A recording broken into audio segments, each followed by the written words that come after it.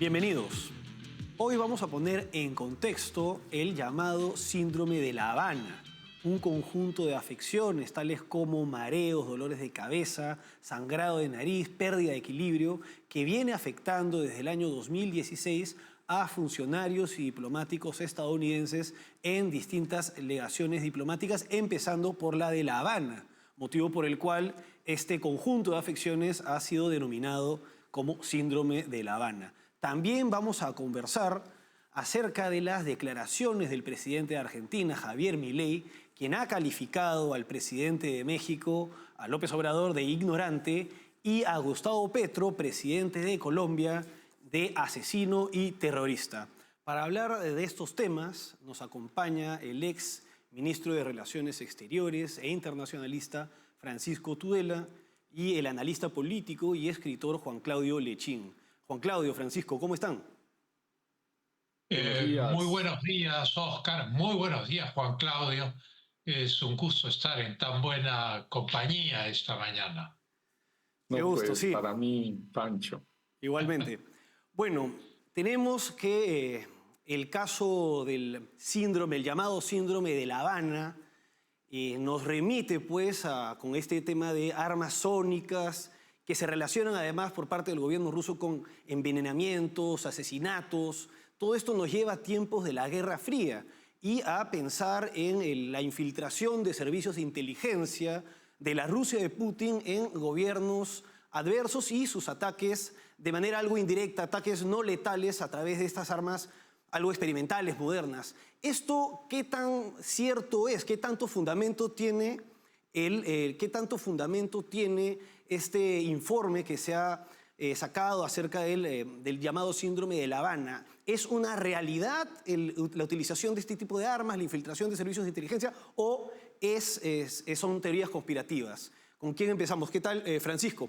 Empecemos contigo. Sí, digamos, de acuerdo al Jason Advisory Group, que es quien ha hecho el informe para la administración Biden, no hay ninguna evidencia que vincule directamente a los 1000 casos de enfermedades que las denominan psicogénicas o enfermedades, digamos, de casos de salud anómalos, incidentes de salud anómalos. Pero el hecho es que si bien esta investigación cubre del 2016 a la fecha, los casos están ahí. Son 1000 casos, de los cuales 967 casos se han descartado como no teniendo ninguna intervención extranjera, o sea que no son efectos no son consecuencia de algún tipo de bombardeo, sea con ultrasonidos, sea con microondas, sea con ondas de radio, que son las tres hipótesis. La hipótesis central es que esto sería obra del GRU y que sería el Servicio de Inteligencia Militar ruso, y que esto naturalmente podría ser cualquiera de estos elementos, ultrasonidos, microondas, etcétera, con las cuales se bombardearían no solo la embajada en La Habana, sino en Europa, en Frankfurt, en Moscú, en Hanoi. En fin, hay una serie de casos alrededor del mundo. La realidad es que si uno recuerda, el antecedente más remoto no está en los cables de la noticia de hoy en día. Y es que en la década del 70, alrededor de 1975, se produjo lo mismo en la embajada norteamericana en Moscú. Y los síntomas son dolor de oídos, dolor de cabeza, disfunción cognitiva, ruidos. Los que sufren esto escuchan ruidos. Y en el caso de los años 70, incluso un embajador murió. Fue profundamente afectado por todos estos factores que nadie sabe cómo se originan, y murió. Kissinger dijo que se podía tratar de microondas, pero era una posibilidad. Como no conocemos el agente externo que actúa, nos estamos moviendo no en el terreno de las teorías de la conspiración, sino en el terreno de las probabilidades, Y es evidente, incluso en Washington, D.C., hay gente, una persona que trabajaba en la Casa Blanca salió a hacer un break, pasear su perro, y de repente sintió una debilidad tremenda y se sintió mal.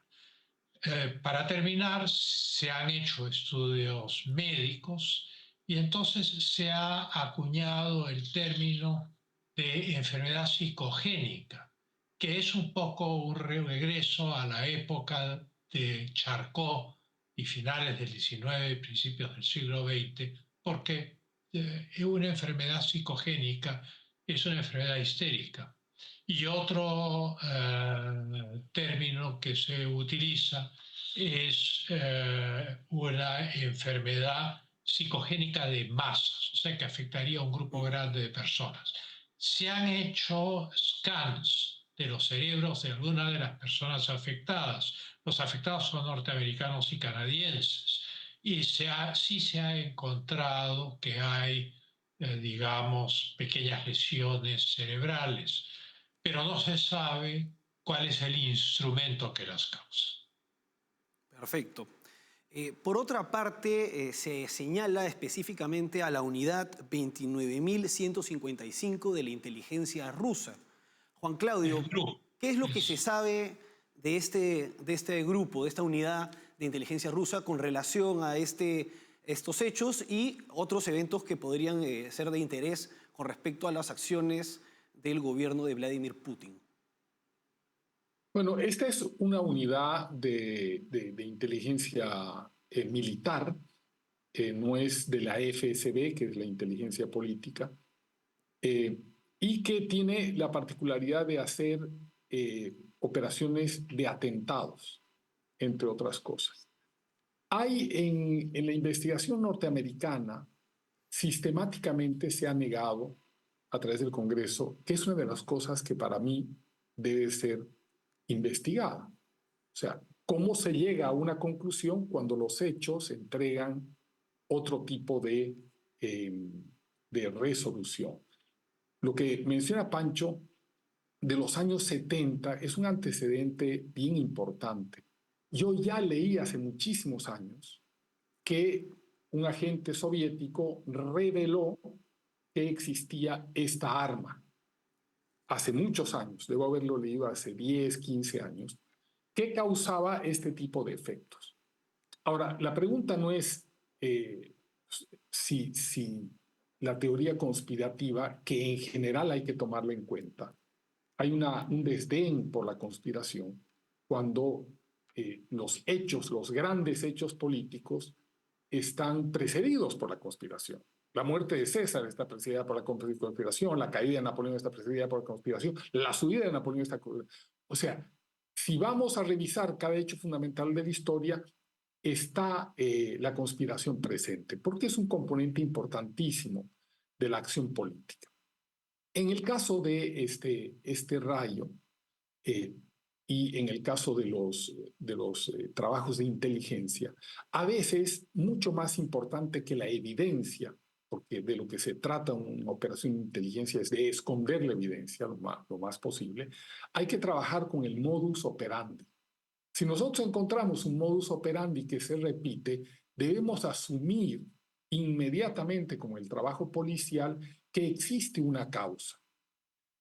Tomemos dos casos. Un caso es el de Mark Polymeropoulos, un apellido griego, como un polímero griego, ¿no? Polymeropoulos, que es un altísimo oficial de la CIA, equivalente a un general de 3 estrellas, que estaba para el ascenso al piso 7, que es le llaman seventh floor, al lugar que asesora al presidente, etcétera, etcétera, etcétera, que es muy importante. Y él venía de ser director de operaciones encubiertas en Eurasia.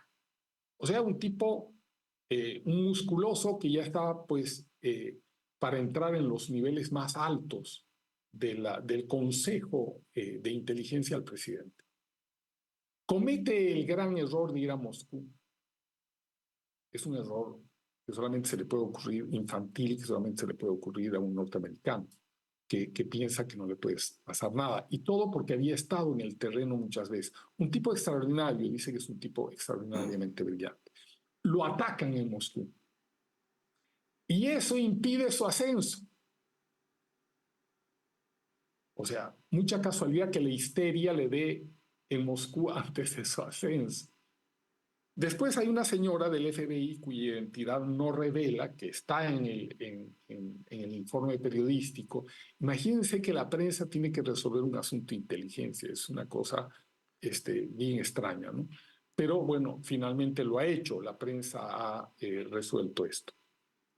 Esta agente del FBI, que aparece con una peluca rubia, es quien interroga sistemáticamente a Kovalyov. Kovalyov es un muchacho que el 2020 es atrapado en los Cayos de la Florida con equipo. Y se infiere que es un espía ruso, bla, bla, bla, bla, bla, bla. La historia larga. Finalmente él es liberado, pero en los Cayos, donde vive la gente del FBI, también ella es atacada. O sea, en el análisis de la cantidad de atacados, la mayoría son altos funcionarios de inteligencia. Sorprende en este trabajo de ver el modus operandi y no solamente la evidencia, que este tipo de histeria no ataca tanto a los que no son del servicio de inteligencia. Entonces, hay claramente por un lado, una gran pregunta. ¿Por qué Rusia ataca? Bueno, Rusia es parte otra vez, del modus operandi de cualquier gran poder del mundo, el ataque de inteligencia o la infiltración de inteligencia. Para mí la gran incógnita es por qué los servicios norteamericanos y el Congreso norteamericano, a pesar de tener muchas agencias que están involucradas en esta investigación, tienen una actitud de negación, a pesar de grandes evidencias. Interesante. Vamos a retomar este asunto y otros más volviendo después de una pausa. Regresamos con Juan Claudio Lechín y Francisco Tudela.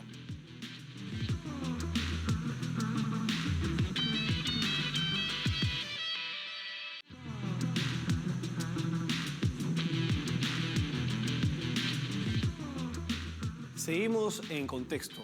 Juan Claudio nos estaba comentando acerca de varios antecedentes de operaciones de la inteligencia rusa en contra de altos funcionarios del gobierno de Estados Unidos. Ahora bien, acá cabe una pregunta y es ¿cuál es la posición del gobierno ruso acerca de esto? ¿Qué responde el gobierno ruso con respecto a estas acusaciones? Francisco, ¿qué puedes comentarnos acerca de esto? El gobierno ruso tiene como es evidente, una negación constante de este asunto. O sea, no es nuevo. En 1967, para mí la prueba de que algo hay es que los norteamericanos pensaban que eran microondas. Los americanos desmantelaron su embajada en Moscú y construyeron una nueva a prueba de microondas y radiaciones de cualquier tipo. Y yo conocí al embajador que estuvo encargado de eso, porque fue fellow conmigo en el Centro de Asuntos Internacionales en la Universidad de Harvard al final de los 90. O sea, es un caso, digamos, que conozco. En 1967 esto ya había comenzado y el secretario de Estado, Dean Rusk, le movió el tema al ministro de Relaciones Exteriores ruso, Andrei Gromyko, en 1967. Le dijo, ¿por qué nos bombardean con microondas? Naturalmente, la respuesta soviética en ese momento fue como la respuesta rusa de hoy, o sea, una broma, decir que esto es un invento, etcétera, etcétera, etcétera. Pero en 1975, en una conversación entre el presidente Gerald Ford y el jerarca líder de la Unión Soviética, Leonid Brezhnev, Ford volvió a mover el tema. Y Kissinger calificó a la muerte de un embajador en Moscú, dijo que probablemente eran microondas lo que había matado a ese embajador. De tal manera que si bien oficialmente hay una negativa a admitir que esto es causado por algún tipo de microondas, ultrasonido, etcétera, eh, eso se hace porque no han logrado encontrar la evidencia, digamos, se necesita un nexo causal entre el instrumento que causa la enfermedad y la enfermedad, entre la proyección de las partículas, los rayos, las ondas, lo que fuese, y la enfermedad. Eso es lo que los norteamericanos no han podido determinar. No han podido determinar de qué se trata. Sí han podido determinar que las personas que sufren de esto tienen lesiones en el cerebro.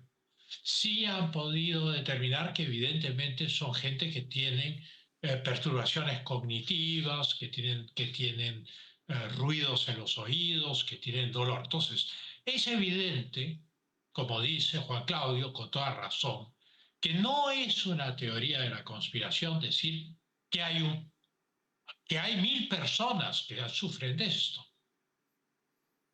Y Ahora, muchos de ellos son agentes de inteligencia, otros son diplomáticos. Luego, el segundo punto es que tanto un ministro de Relaciones Exteriores de los Estados Unidos, un secretario de Estado, Dean Rusk, como un presidente de los Estados Unidos, como es el caso de Gerald Ford, han movido el tema ante sus pares soviéticos en esa época, en 1967 y 1975. También es un hecho que los Estados Unidos de América demolieron su embajada y construyeron una nueva a prueba de estas radiaciones. Y entonces esto nos abre lo que Juan Claudio señala muy bien, nos abre un conjunto de evidencias que no podemos pasar por alto. Lo que naturalmente impide probar y acusar es que no sabemos qué medios se han utilizado para lograr esto. Hay 3 servicios fundamentales de inteligencia en Rusia, que son la antigua KGB, que es el FSB, el Servicio Federal de Seguridad, el SVR, que es el Servicio Exterior de Inteligencia, o sea, que actúa fuera de Rusia, y luego el que es considerado el más eficiente, el más secreto, el más impenetrable, que es el GRU, que es la inteligencia militar. Y se atribuye esto a la inteligencia militar porque evidentemente no ha habido ninguna fuga, ninguna infidencia, nada que realmente permita determinar qué máquina está siendo utilizada para causar estos males. Pero que los males existen, no cabe duda.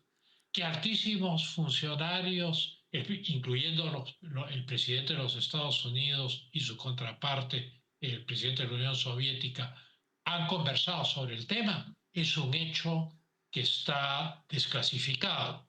Que un secretario de Estado, Tim Rusk, le movió esto a Andrei Gromyko, el ministro de Relaciones Exteriores de la Unión Soviética, es algo que está desclasificado y acreditado. Entonces, definitivamente hay algo que se arrastra desde hace muchos años, que ha afectado alrededor de 1000 personas, pero naturalmente el Departamento de Estado, el informe del Jason Advisory Group, etcétera, no pueden afirmar nada porque no saben de dónde procede esto, porque no se ha logrado descubrir de dónde procede. ahora bien, en caso de que se pudiera encontrar este nexo causal, esta evidencia, y en un contexto post-Guerra Fría, post-soviético, y con un posible gobierno de Donald Trump entrando a partir del próximo año, ¿qué repercusión, qué implicancia, qué reacción podría tener el gobierno de Estados Unidos, Juan Claudio? Mira, en general, tú puedes tener acciones de fuerza verbal, ¿no?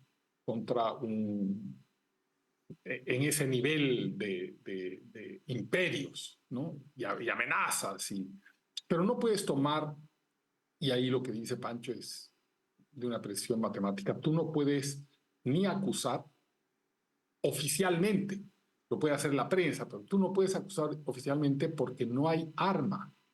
es como en las películas de investigadores, siempre están buscando el arma porque eso es lo que determina el asesinato. Pero si no hay arma, y los soviéticos, y por supuesto los rusos de ahora, que son de alguna manera reciclados, Claro. desde mi punto de vista, de la vieja Unión Soviética en una moderna Rusia, también tenían pistola de vapor para asesinar, pero dando la impresión de que a la víctima le daban un infarto al corazón. Entonces, le dan un infarto, lo llevan donde el médico legista dice, este señor se murió de infarto al corazón, pero en realidad es una pistola de vapor. También hay radiaciones, han experimentado los soviéticos con la exposición a radiaciones para generar cáncer.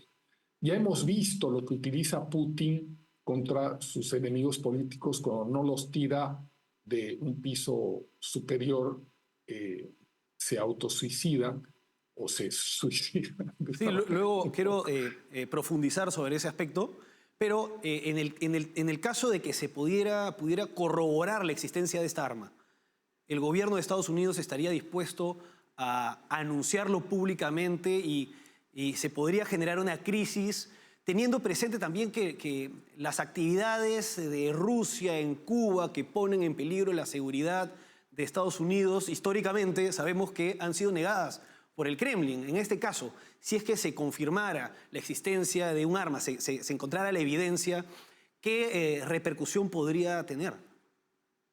Bueno, yo creo que tendría una repercusión, pero todo lo que ocurre en el mundo de los servicios de inteligencia, por lo general se mantiene de manera reservada. Lo más probable es que, digamos, que en una operación de inteligencia se logra capturar un centro, digamos, en un lugar, en Frankfurt, desde donde se proyectan estos rayos y se encuentra la máquina. Lo más probable es que los servicios de inteligencia norteamericanos se hagan de la máquina y estudien sus efectos, pero no necesariamente se produciría un incidente diplomático. Todo depende de la coyuntura, del estado de la relación. Si la relación es muy mala, como lo es hoy en día, hay un interés en no empeorarla. Yo diría que lo que está ocurriendo hoy entre la Rusia y sus aliados y del otro lado los Estados Unidos y sus aliados es tal vez peor que lo que ocurría en la Guerra Fría, porque hay demasiados actores nuevos en el mundo y por lo tanto pues hay más probabilidades de errores políticos o errores materiales que puedan desencadenar un conflicto mayor. Y entonces evidentemente esto se manejaría con una prudencia extrema, ¿no? Ahora bien, ese aspecto es bastante interesante. El tema de la Guerra Fría renovada que estamos viviendo y que, al parecer, según lo que comenta Francisco, no es tan fría esta guerra. ¿Qué podrías comentarnos con respecto a esto, Juan Claudio? ¿Estamos en una Guerra Fría renovada? ¿Qué tan más peligrosa es? ¿Es más peligrosa que la anterior? Primero escribí un artículo en un periódico político de Washington en el 2015 que se titulaba La Segunda Guerra Fría. Por lo tanto, desde mi punto de vista, y esa fue una polémica que tuve con ese politólogo norteamericano que estaba aquí en la Católica hace muchos años, de apellido polaco, se me escapa, y que él en el 2012 todavía pensaba que no había tal confrontación, que todo había llegado a una taza de leche final.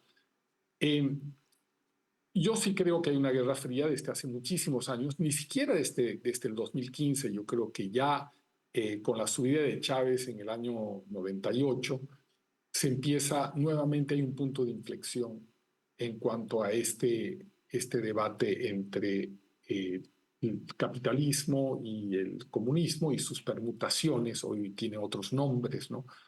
O entre la democracia y el absolutismo.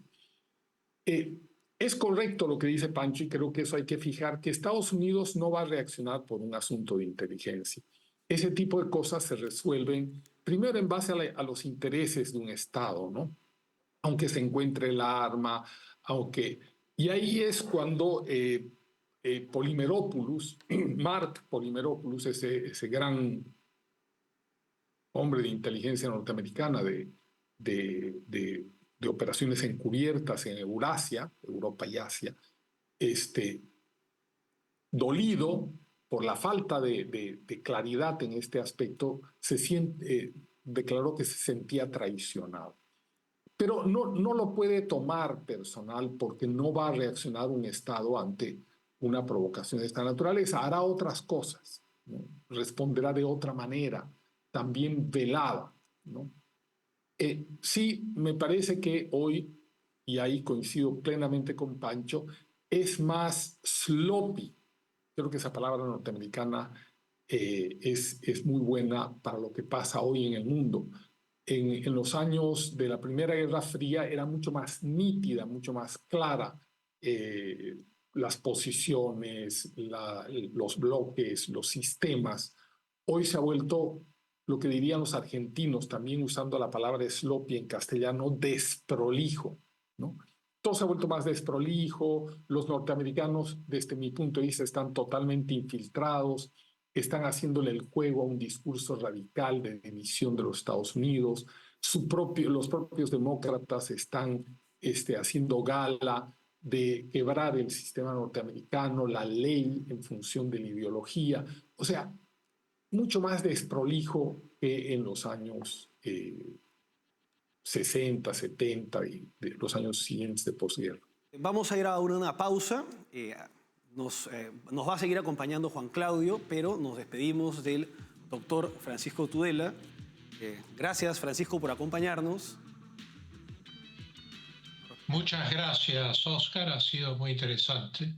Yo recomiendo un libro que se llama La Nueva Nobleza, escrito por dos periodistas rusos, Andrei Soldatov y Irina Borogan, que muestra que Rusia es un Estado tecnocrático cuya alta administración es íntegramente emanada de los servicios de inteligencia, lo que podríamos llamar el primer Estado de inteligencia, en el cual toda la alta estructura del Estado, inclusive gerentes generales o directores de Gazprom o de Rosneft, e incluso en el campo de los negocios, proceden todos de los servicios de inteligencia. Y entonces, evidentemente, es un estado de profesionales en ese terreno. Yo me despido con esto, dejo esto como reflexión y recomiendo este libro, La Nueva Nobleza, porque muestra cómo se estructura Rusia hoy en día, que es una cosa que la gente ignora. Piensan que Vladimir Putin es como un dictador latinoamericano. No es como un dictador latinoamericano, es simplemente la cabeza de una estructura muy bien organizada que no va a caer el día de mañana. Y por lo tanto esas acciones son totalmente previsibles. Con esto me despido. Muchísimas gracias, Oscar. Gracias, Francisco. Vamos a una pausa y continuamos con Juan Claudio y regresamos además con Alberto Medina desde Argentina.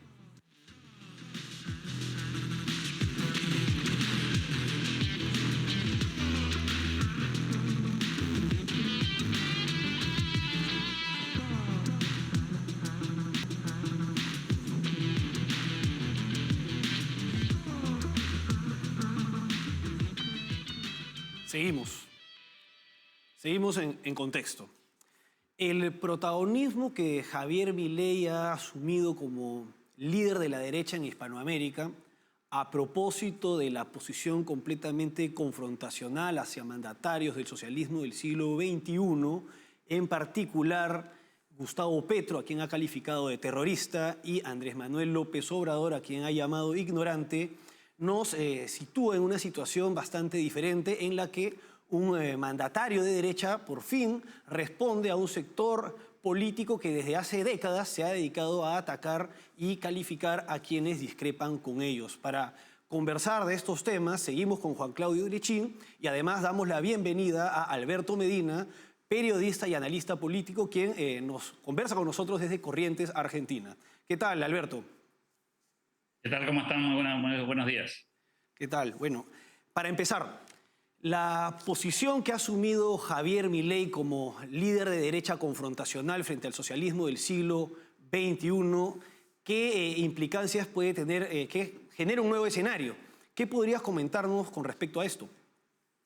Bueno, en primer lugar, que se trata de la visión de un líder que no tiene mucho filtro en términos diplomáticos, ¿no? Él opina como seguía opinando antes y no modificó mucho su dinámica respecto del pasado. Entonces, sigue siendo un opinador serial desde su visión, desde su punto de vista, y la única novedad, por supuesto, es que ahora lo hace como presidente de los argentinos, y eso, por supuesto, genera repercusiones o inclusive consecuencias hasta diplomáticas que podrían de alguna manera ser controversiales.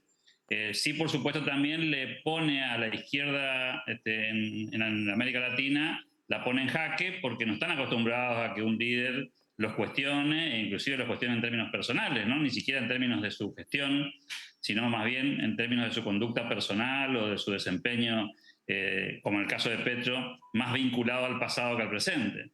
Y esto me parece un cambio de reglas, de paradigmas en la política internacional. Veníamos muy acostumbrados hace décadas a escuchar a líderes que decían lo políticamente correcto y se atenían a esas reglas. Bueno, hace ya unos cuantos años empezamos a escuchar a muchos líderes salirse de ese molde, y en ese sentido Javier Milei creo que es probablemente la versión más disruptiva de esa dinámica, en la que un dirigente político, en este caso un presidente de la nación, se anima a tomar posiciones. Pero conociendo un poco también los actores, diría que en general Milei responde a, es decir, en general sus comentarios tienen que ver con una especie de respuesta a lo que recibe como comentario. Digo, porque si no, diera la sensación de que el que inicia la discusión o la controversia es Javier Milei, y si uno hace un poquito de recorrido en esto, se va a encontrar con que frente al triunfo de Javier Milei en Argentina, muchos de estos dirigentes políticos de izquierda fueron muy duros, fueron muy críticos, inclusive en algunos casos criticando al mismo pueblo argentino respecto a su decisión, ¿no? Y creo que esto no es ni más ni menos que la respuesta a ese tipo de ataques que no se iniciaron precisamente con las declaraciones de Javier Milei, sino mucho antes con las declaraciones de estos dirigentes políticos que les cuesta tolerar la idea de que alguien que no comulga con su visión pueda ganar una elección democrática, ¿no? Perfecto. Bueno, ahora bien, con respecto a Gustavo Petro, Javier Milei lo ha calificado de asesino terrorista. Es de público conocimiento que él perteneció al grupo guerrillero, esta guerrilla urbana llamada el M-19, grupo que perpetró, entre sus principales atentados estuvo la toma del Palacio de Justicia de Colombia. ¿Qué podrías comentarnos acerca de la naturaleza de este grupo guerrillero, sus similitudes o diferencias con las FARC y con el ELN, y que esté normalizado en el poder alguien que ha pertenecido a este grupo subversivo? Juan Claudio. Sí, es interesante tu pregunta porque quizá el asalto al Palacio de Justicia fue lo más sonado y que se llevó muchas vidas humanas. Ciertamente fue el acto más tremendo que causó el M-19. Pero creo que hay otro acto que revela esencialmente al M-19, y es robar la espada de Bolívar. El robo de la espada de Bolívar tiene un elemento adicional que es bien importante, porque bueno, robar la espada de Bolívar podría ser parte de una autopromoción, autobombo, autopropaganda. Se la dan a Fidel Castro, la espada de Bolívar en custodia. O sea, le rinden la independencia americana a Fidel Castro, donde los cubanos no habían sido capaces de liberarse de los españoles. Entonces, Castro se convertía automáticamente en el poseedor de ese símbolo. Entonces, simbólicamente, es una canallada histórica lo que hace el M-19, y eso revela el espíritu de ese grupo guerrillero, ¿no? La FARC horrenda, 300.000 muertos, sí. Pero quisiera señalar esto. Por lo tanto, un grupo guerrillero que rinde la independencia de toda América Latina a un dictador del Caribe más allá de cualquier cosa, es verdaderamente, psicológicamente, es un cuadro nefasto, al que pertenece Petro, que hace de la mentira, el engaño, el cinismo, una forma de gobierno, como hacen la mayoría de este neocomunismo, fachicomunismo que hay en América Latina y que está campeando en todo el mundo. Creo que ese elemento es fundamental, más allá de que si él haya ejecutado con su arma, pertenecía a un grupo de la muerte que causó mucha muerte entre los colombianos, que no dudó en secuestrar, en matar. Por lo tanto, la acusación de Milei no creo que vaya en términos personales, sino va en términos simbólicos. Petro representa a la era de la guerrilla y más cuando insiste en defender al socialismo del siglo XXI, que por un lado es demócrata, pero por otro enarbola la destrucción que hacen los movimientos sociales agresivos, que enarbola la violencia. Por lo tanto, creo que las palabras de Milei son exactas. Ahora bien, ¿por qué las declaraciones de Javier Milei tienen mucho más repercusión, sus respuestas a esta clase de mandatarios, ¿por qué esas respuestas tienen más repercusión, Alberto, que las de un mandatario con un pasado como el de Gustavo Petro? ¿Cómo es posible esto? Bueno, primero porque me parece que Javier Milei se está convirtiendo, al menos transitoriamente, ¿no? No sabemos cómo seguirá después de esta historia, pero hoy es un emergente novedoso, para mucha gente fuera de la regla normal, genera atracción, es un personaje mediático, como decimos en la Argentina, es un titulador serial, es decir, le haces una entrevista y te va a tirar 3, 4 títulos muy fuertes. Este es uno, sin ir más lejos, este que estamos analizando. Es decir, que es un personaje que genera la atención de redes sociales, de los medios de comunicación y que excede la frontera de la República Argentina. Es decir, ya dejó de ser un personaje de cabotaje, se convirtió en un personaje de la política, por lo menos de la geopolítica latinoamericana. Después veremos cómo sigue dándose este fenómeno. En este instante es una persona que genera mucha atención y sus declaraciones, por supuesto, son tenidas en cuenta. Y como es un disruptivo crónico también en esto, es decir, una persona que se sale de los moldes todo el tiempo, también, por supuesto, genera repercusiones que probablemente otro dirigente político de América Latina no se animaría. Voy a dar un ejemplo que todos conocemos, ¿no? Difícil encontrar declaraciones de esta naturaleza en América Latina, ni en Boric ni en Bukele, por dar ejemplo, ¿no? Es más difícil que se salgan un poco del esquema normal por derecha o por izquierda. Javier Milei en eso es mucho más disruptivo y por eso genera, a mi juicio, tanta tensión y tanta mediatización. Además es un personaje de las redes sociales, cosa que también es novedoso. Digo, es preexistente su condición, digamos, de influencer, por poner un título, es preexistente a la política misma. Y claro, ahora con esta relevancia institucional que tiene, ya sus declaraciones son tomadas como la de un presidente de un país y que está en un proceso, digamos, novedoso, y entonces, por supuesto, las luces están apuntadas a lo que dice o lo que deja de decir. Y además lo dice con un estilo, también en ese sentido, novedoso para la comunicación política contemporánea, ¿no? Perfecto. Ahora bien, Juan Claudio, Javier Milei también ha calificado a Andrés Manuel López Obrador de ignorante. ¿Este mandatario mexicano es verdaderamente un ignorante o se hace el ignorante? ¿Qué podrías comentarnos acerca de estas declaraciones de Javier Milei? Con los fascicomunistas, los neocomunistas, que es el caso también de López Obrador, uno nunca sabe porque el planteamiento central, la táctica central, la vena, la savia central de esta ambición de poder absoluto es el engaño. Por lo tanto, si está fingiendo ser una bestia parda o habla lento o se olvida, porque hace un año se olvidaba, ahora ya no, lo cual nos indica que hace un año tartamudeaba, ahora no, lo que nos indica que él está siempre jugando a una vieja técnica que yo ya la conocía al estudiar a Cuba, que es una técnica de desinformación para dar una sensación de debilidad, ¿no? De debilidad personal, etcétera, etcétera. Lo de Milei me parece excelente, porque estamos debatiendo hoy un asunto de eficacia política. No estamos combatiendo, no estamos, creo, en el momento de los ideales, ¿no? De cuál es mejor comparado con un ideal que tenemos moral o un ideal político, de un político que debería ser de tal o cual manera. Hoy estamos debatiendo una guerra de baja intensidad entre la democracia y la libertad frente a los absolutismos mesiánicos del mundo, sean religiosos o sean ateos, ¿no? Porque lo sorprendente es que los religiosos, ultra religiosos iraníes son pues compañeros de cama y rancho de los comunistas chinos y de los cubanos. Entonces, en ese debate, Milei es eficaz, porque el arma por excelencia en una guerra de baja intensidad, fuera del manejo de movimientos sociales, que Milei no tiene todavía, es la comunicación.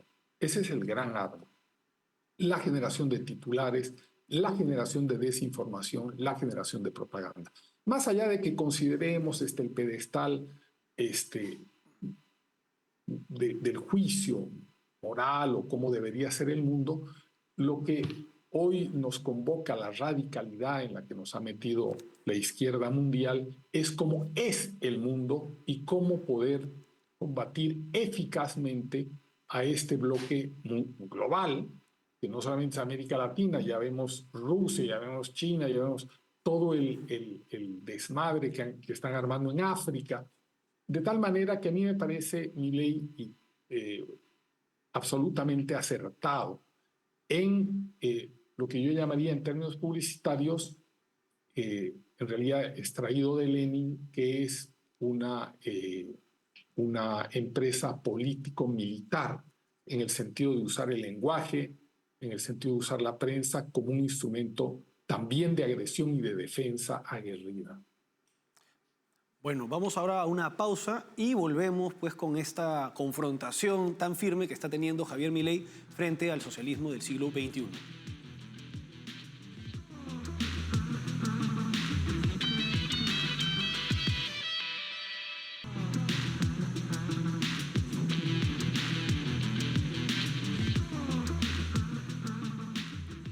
Seguimos.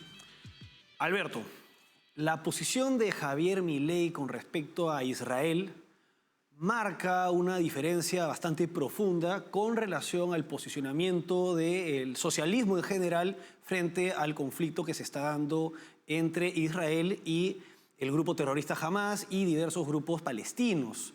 Esta diferencia está también teniendo repercusión en mandatarios de la región que lo están cuestionando. ¿Qué podría señalarnos con respecto a esto? Bueno, me parece que esa posición de Javier Milei tiene que ver primero con una definición de campaña. Recordemos que estas cosas las decía en la campaña presidencial, no tiene que ver con una cuestión de praxis política, sino con un asunto más vinculado a las convicciones.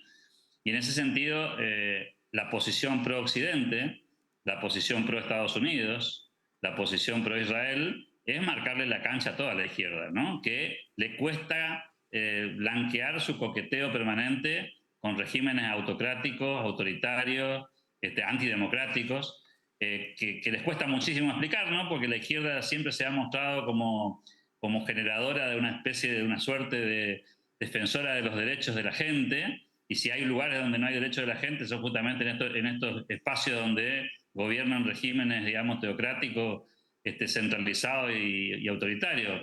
Milei se pone en las antípodas de esto, deja en falsa escuadra inclusive a los políticamente correctos, digo, que muchas veces se quedan en el centro, una especie de centrismo neutral, tratando de no tomar parte. Javier Milei toma ese riesgo, asume ese liderazgo, inclusive hasta con jugadores que podríamos decir deberían estar un poco más cerca y ser más claros a la hora de hacer declaraciones, ¿no? Creo que es desafiante, obliga, deja en falsa escuadra a mucha gente y de alguna manera también define el rumbo de país o el modelo de país que quiere, ¿no? Un país abierto, capitalista, democrático, republicano. Digo, tiene que ver con el afianzamiento de una visión del mundo que tiene Javier Milei, que le sirve hacia adentro en términos políticos y también le sirve hacia afuera para, de alguna manera, marcarle la cancha, por utilizar un término futbolístico, a todo aquello que no comulgue con eso, ¿no? A diferenciarse de todos los tibios y los que quedan a mitad de camino. A mí me parece una posición interesante, desafiante, riesgosa, por cierto, controversial para mucha gente, pero de una claridad difícil de refutar. Digo, en estos tiempos, ser tibio es sinónimo de falta de coraje, de falta de convicciones, de falta de profundidad. Y si hay algo que hoy no se le puede criticar a Javier Milei es eso, se le podrá criticar a otras cuestiones, pero no estas que tienen que ver con dónde pararse, cuál es su posición frente al mundo, cuál es su visión de la geopolítica. En esto probablemente sea el líder contemporáneo con más coraje político para fijar posición. Juan Claudio, desde hace bastantes décadas, históricamente, en verdad, la izquierda tradicional y últimamente la izquierda woke, la izquierda progresista, se han dedicado a calificar de fascistas a sus adversarios, a quienes se posicionan más firmemente ante ellos. Tenemos el caso de tanto López Obrador como Gustavo Petro, pero también en otros países, en España, sistemáticamente Podemos y ahora este partido que ha sido el sucedáneo de Podemos se dedican a llamar fascistas a sus adversarios. Y hoy por hoy tenemos que en Venezuela ha salido una norma que busca penalizar a quienes ellos consideren fascistas. ¿Qué podrías comentarnos con respecto a esto? Y esa es la demostración más palpable que la izquierda global hoy es una extensión del comunismo soviético, de que es una permutación, una adecuación a los tiempos, una adecuación a la nueva tecnología, de que no es nada distinto, porque los creadores de esa línea antifascista son los soviéticos. Pero además son los soviéticos habiendo sido aliados en el pacto Molotov-Ribbentrop de los nazis. Muchos comunistas de la época, entre ellos Nicola Bombacci, comunista de la dirección del Partido Comunista Italiano, se pasa al fascismo y termina siendo colgado con Mussolini en aquella foto famosa donde está colgado Mussolini con su amante, y Nicola Bombacci, excomunista. Nicola Bombacci decía que él no entendía por qué fascistas y comunistas tenían diferencias cuando en el fondo eran lo más parecido entre una gota de agua y otra. Lo cual es absolutamente cierto. Publiqué un libro en el 2011 que se ha vuelto a reeditar y que el próximo mes estará en Kindle, que se llama Las máscaras del fascismo, que es una comparación no retórica, sino de las acciones que hicieron Hitler, Mussolini, Franco y Castro, Chávez y Evo Morales. Acciones. Cómo rompen la prensa, cómo toman partidos políticos, cómo destruyen la policía, cómo la cambian. O sea, solamente acciones. De tal manera que esto también es propagandístico y mediático, este manejo de la palabra fascista, porque en realidad los fascistas son ellos. Nada más fascista que subir a elecciones por la vía democrática y desde adentro tomar el poder.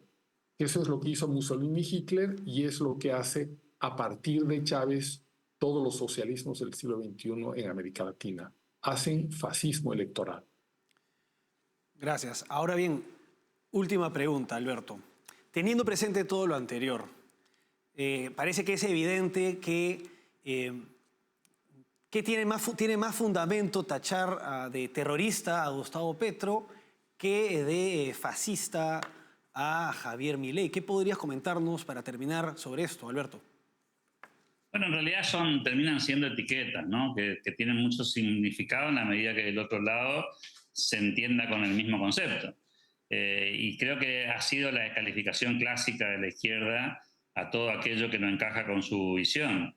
Y es un mecanismo, si se quiere, despreciativo, peyorativo, de calificar a alguien y tratar de alguna manera ningunear su opinión en función de esa supuesta descripción autoritaria. Hoy no hay ningún sustento que pueda demostrar mínimamente que se trata de un personaje con esas características, ¿no? Es una persona que opina, que recibe críticas en un país que tiene libertad de expresión, en un sistema democrático que funciona, en un sistema republicano que vaya si funciona, que le rechazan los proyectos de ley al presidente, digamos, ¿no? que fue electo con el 56% de los votos en una segunda vuelta electoral, pero que no tiene mayoría parlamentaria. Digo, si hay algo que no tiene Javier Milei hoy es característica de ser un fascista, ni nada que se le parezca. El fascismo es corporativo, por ejemplo, y todos los proyectos de ley y normativas que están discutiéndose en Argentina hoy son justamente anticorporativas. Lo que tienen es, le quitan, digamos, poder a las corporaciones y le devuelven independencia y libertad a los ciudadanos.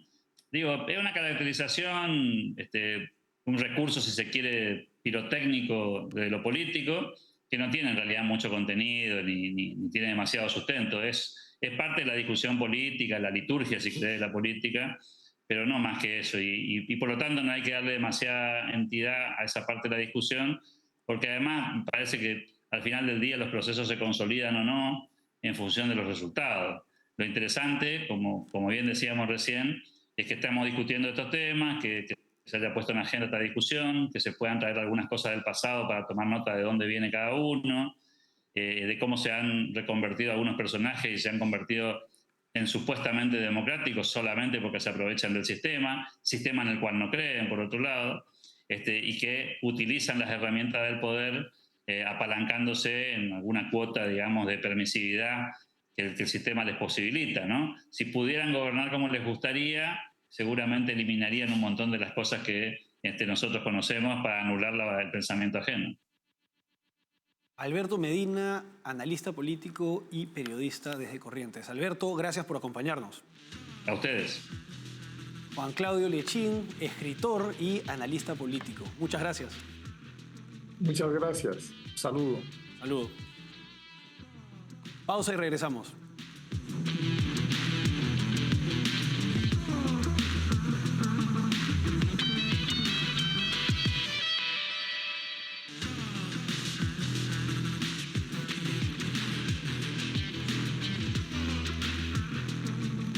Como hemos podido apreciar, estos ataques sónicos que han llevado a que se hable del llamado síndrome de La Habana, tienen antecedentes que van a años anteriores al 2006, que van a tiempos de la Guerra Fría, a tiempos en que la Unión Soviética era gobernada por Leonid Brezhnev. Por otra parte, el hecho de no haber encontrado la evidencia de estos ataques hace que Estados Unidos trate este tema con pinzas de manera muy diplomática, teniendo presente que, como bien han señalado nuestros invitados, vivimos tiempos de mayor tensión que los que se vivían en la Guerra Fría, a raíz pues, del desarrollo de armas mucho más letales y muchos más actores que podrían entrar en un eventual conflicto. Por otra parte, hemos conversado acerca de Javier Milei, quien como líder de derecha ha asumido una posición bastante confrontacional con los mandatarios del socialismo del siglo XXI, algo que marca un nuevo escenario en vista de que no hay antecedentes de mandatarios y políticos de derecha que respondan con el grado y tipo de calificativos que utiliza Javier Milei. Gracias por acompañarnos.